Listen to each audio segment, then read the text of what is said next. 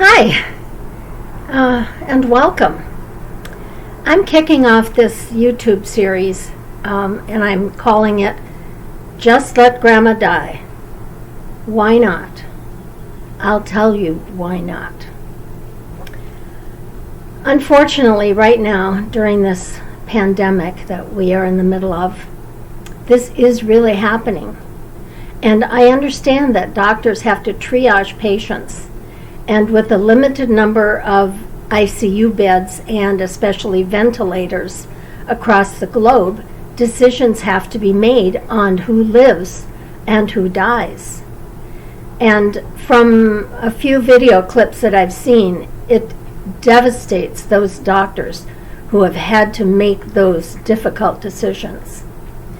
And as I've mentioned before, Italy draws the line of patients who are put on ventilators and take up ICU beds. They're limiting those patients to below 80 years old. And Spain has limited the age of patients who take up ICU beds and are put on ventilators to age 65. Well, so far, it seems that our medical decision makers are not limiting ventilators based on age here in our country. And I'm so thankful for that. But they're basing the decision on the severity of symptoms and the care required to be put in ICU and on ventilators. Well, I've heard also lay people talk about this, and unfortunately they are rationalizing the fact of limiting ventilator use but based on age, and they're saying that it is better for society to focus on caring for healthy people and younger people. And it looks like they're basing it on economics. They defend their stance because if an old person who is on Social Security dies, it will save the government lots of money in benefits paid out over the remaining years that they may have lived. Well, I guess that makes some sense if only economics was considered. Well, the other consideration that supports this letting old people die is that if an old person is denied expensive treatment at the end of life, then more money in medical costs would be saved. Well, again, that's another economic issue.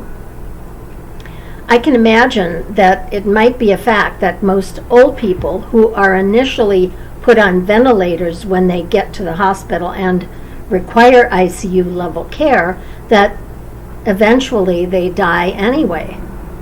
So those who decline ventilator therapy on old people say that the average 20 days of those who require using ventilators, and the old people die anyway.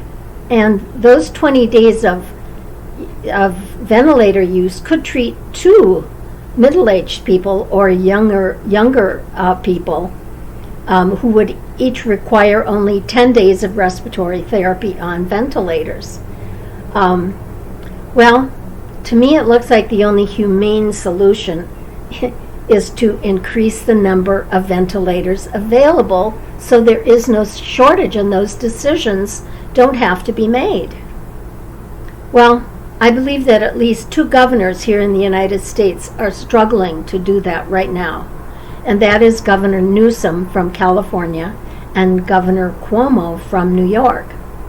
Governor Newsom is doing it proactively, and Governor Cuomo is doing it reacting to the staggering number of cases that in New York that require hospitalization and ICU level treatment, which includes ventilators.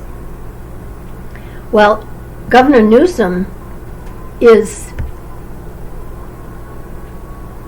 succeeding in lowering that curve that we keep talking about, so that the curve isn't so high that it supersedes the medical facilities that are available. So pushing the curve down, spreading it out, allows fewer patients at a time requiring ICU and ventilator medical care. Well, my fear is that even with the dynamic effort being put into manufacturing more ventilators, that the escalating number to come is incomprehensible. And numbers are being thrown around like possibility of 200,000 deaths by the end of the current wave of the pandemic. And it is also being speculated that there might be a second wave of this pandemic before the vaccine is available, which they're saying is going to take a minimum of 12 months and possibly up to 18 months before it's available to the general public. Well, I can see why everyone is getting excited about the possibility of using the malaria drug treatment, because they're finding that it works to get the patient well, and there's minimal or no side effects of using that drug. Well, I will sing praises to the progress to stop the spread of COVID-19 disease. Let us just pray that mutations of the virus do not happen that might negate being able to use that treatment successfully. Well, let me close with these words from my own personal journal that you might find enlightening, and I will quote this. Our folly is to find each door in the order appropriate to each of us. Should the wrong door be approached, it will not open until the time is right to unfold its secrets.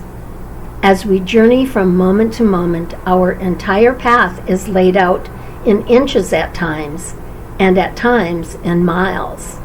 Our cycles determine the speed and distance of each milestone, of each step. The beginning of this path of understanding will reach us exactly at the right moment and place that we find ourselves. Each step forward beckons us to open the next door and learn what secrets are there that explain the mysteries of creation, the universe, and how we, each one of us, fits precisely into that puzzle of life. Because we have always been and will always be, all universal knowledge, wisdom, truth, and love is ours. Our quest is to discover the keys to these principles, and without this game of life, there would be no purpose to life at all.